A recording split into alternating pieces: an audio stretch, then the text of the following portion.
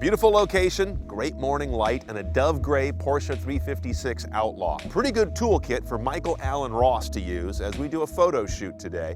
I'm here to look over his shoulder for you to find out what technology he uses, and more importantly, what tips and tricks we can use in the snapshots of cars we take. The back end of this car is so unique with the louvers on it. Yeah. And I just love the way those little simple red lights look right now.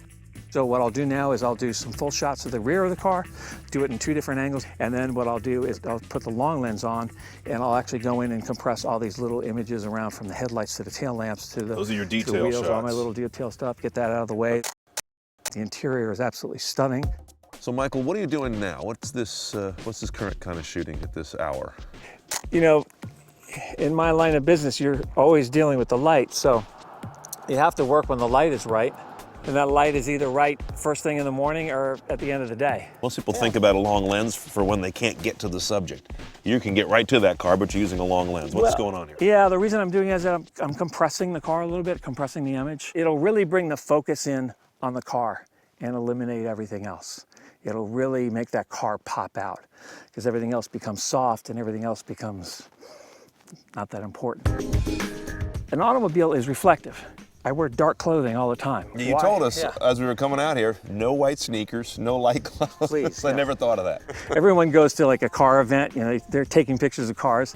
How many times are you trying to get rid of that white sneaker you wore, or the guy next to you wore, or those khaki shorts? It's right there in the door, right? Yeah, the car, you have to realize you're shooting a big mirror.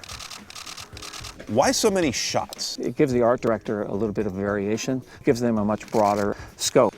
I kind of do it the old way. I like to see all the images in small thumbnails on the screen, no matter what, whether it's digital or film.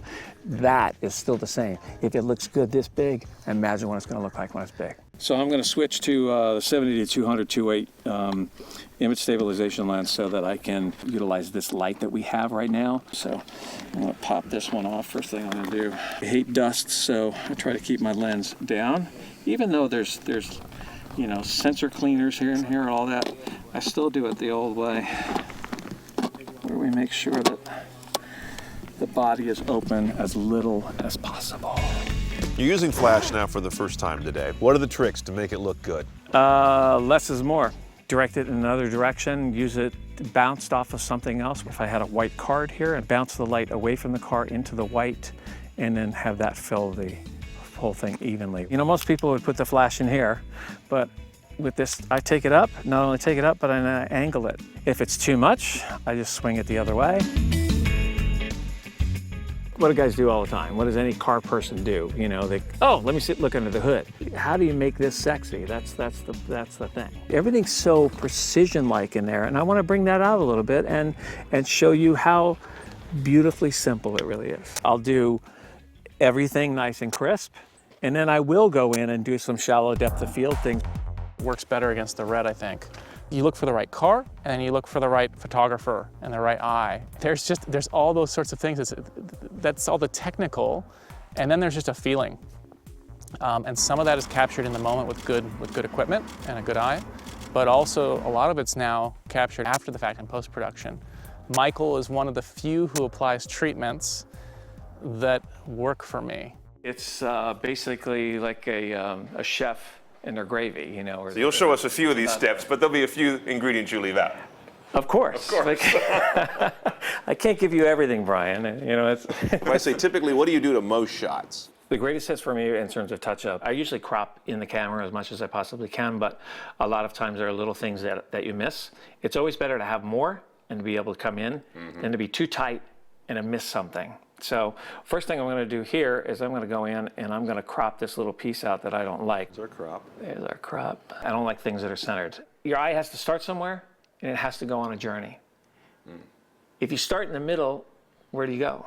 Let the mind take a little journey and then come back and rest. We're so used to high-def television and everything's really popping right now. Yeah. So a lot of times I'll take an image, pump up the blacks a little bit. By pumping up the blacks, we're actually making those other colorful pieces pop out even more. The contrast thing. Exactly. All these little details around the window, that's going to get a little bit darker. All of a sudden that blue starts to come out a little bit more. Another look that's really popular right now, if it's kind of, car's got a little bit of an edge to it, bleach it out, make it really a little bit different. Now I've got an attitude there. I've lost the blue line here. I've lost the color, but I've got a real kind of interesting little effect. It's really about the mood.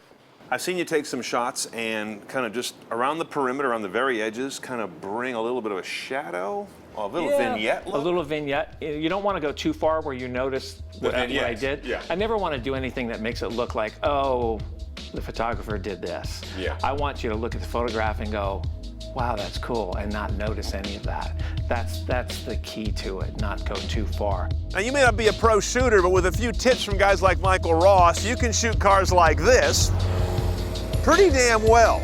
And the nice thing about vehicles is that they're the best piece of moving tech we encounter every day.